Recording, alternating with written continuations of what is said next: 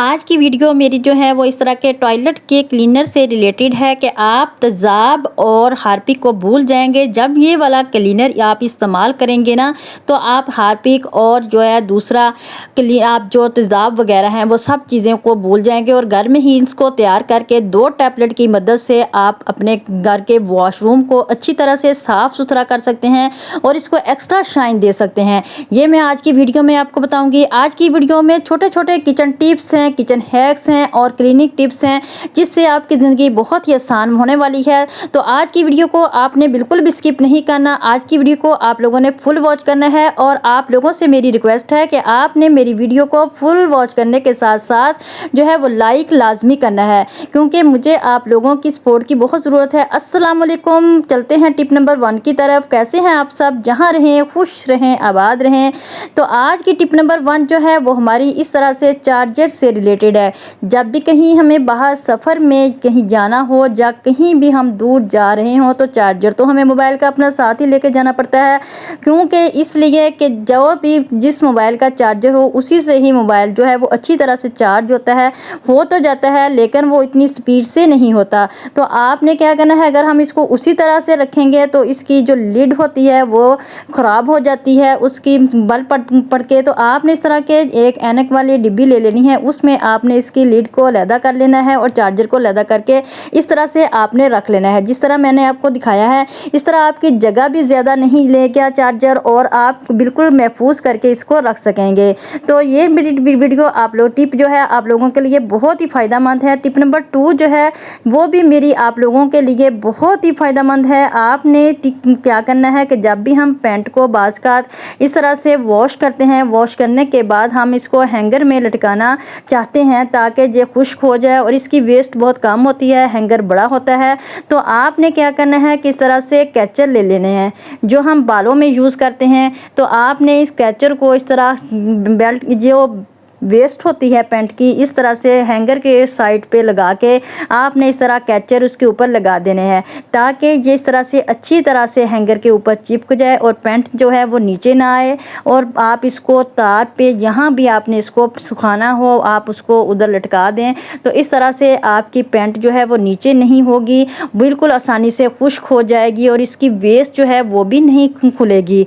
तो उम्मीद करती हूँ ये वाली टिप भी आपको बहुत पसंद आएगी। अगर पसंद है तो प्लीज़ आपने वीडियो को लाजमी लाइक करना है, चैनल को सब्सक्राइब करना है और अपने प्यारों में शेयर करना है। तो इस तरह से ये देखें, आप जिस तरह से मर्ज़ी इसको लटका लें ये बिल्कुल भी नीचे नहीं गिरेगी क्योंकि कैचर जो हैं वो बहुत मज़बूत होते हैं। इसी तरह से टिप नंबर 2 जो है 3 जो है सॉरी वो मेरी इस तरह से आजकल मूनसून से रिलेटेड है कि बारिशों का सीज़न चल रहा है। कहीं कहीं सैलाब भी बहुत ज़्यादा हो गया है, आ गया है और सैलाब ज़दगान के लिए हमारे भाइयों से कि हमें जो है वो हमें चाहिए कि हम उनकी बहुत से ज़्यादा जो है वो सपोर्ट करें।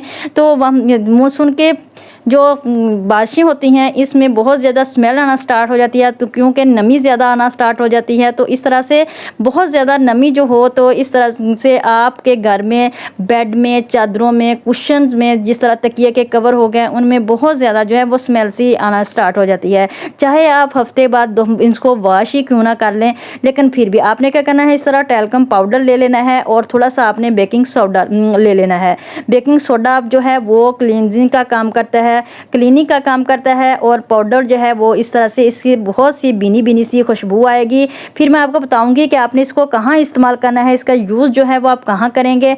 आप जो है अपने तकिए इस्तेमाल करते हैं, जहाँ पर आप लेटते हैं आप उस तकिए में इसके अंदर रख दें तो वहाँ से आपकी जो नमी होगी वो बेकिंग पाउडर जो है यानी बेकिंग सोडा जो है वो अब्जॉर्व कर लेगा और पाउडर जो है उसकी बीनी सी आपको खुशबू आएगी और नींद भी इतनी अच्छी आएगी कि आप अपने आप को फ्रेश महसूस करेंगे। उम्मीद करती हूँ आप लोगों के लिए ये टिप जो है आप लोगों के लिए बहुत ही फ़ायदेमंद होगी।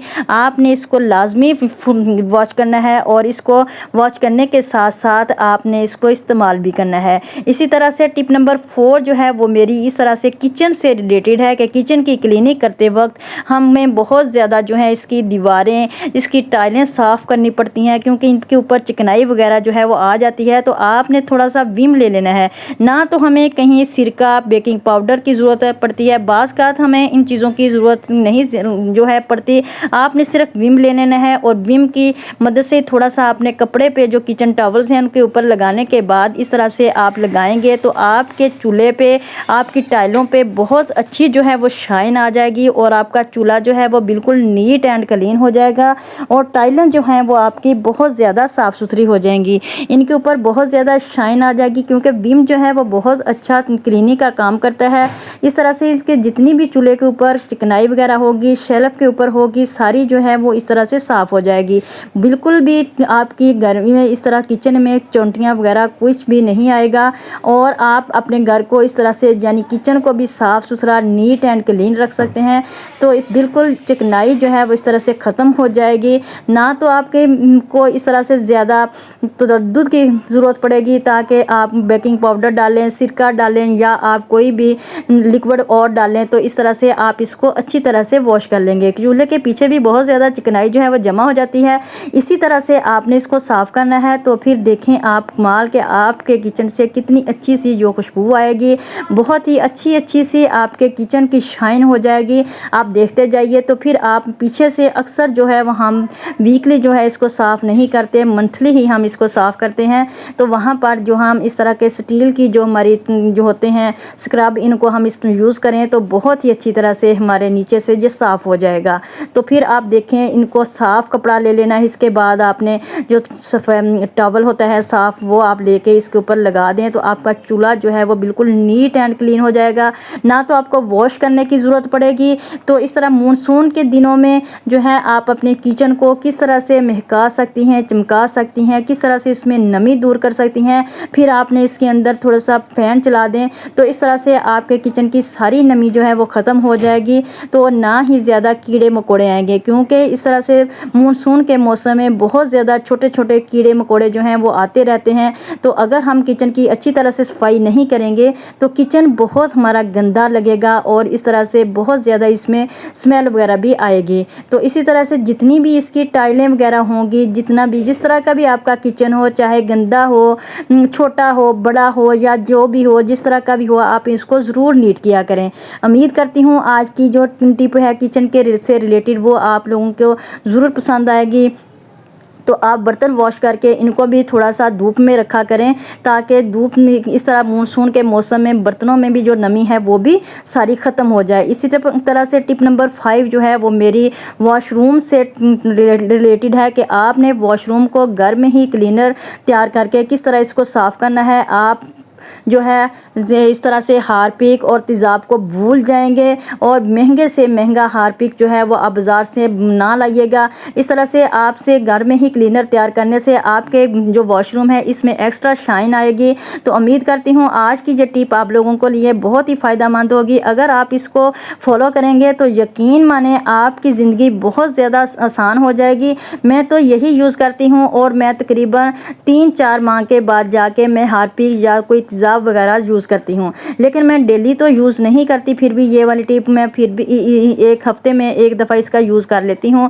बहुत पुराने वॉशरूम हैं मेरे, बहुत ज़्यादा तकरीबन 20-25 साल हो गए हैं। तो देखें फिर भी ये नीट एंड क्लीन लग रहे हैं आपको, क्योंकि उस वक्त चिप्स का दौर होता था। तो देखें जो चिप्स के दौर की ही बात है, आज तो टाइलें लगाई जा रही हैं, चीनी की टाइलें लगाई जा रही हैं, लेकिन फिर भी मेरा वॉशरूम माशाल्लाह अल्हम्दुलिल्लाह काफ़ी बेहतर है। कई लोगों से जिनके टाइलें भी लगी हुई हैं वहाँ पर इतनी मैल जमी हुई है, लेकिन अल्हम्दुलिल्लाह मेरा वॉशरूम फिर भी बहुत ही अच्छा और साफ़ सुथरा है।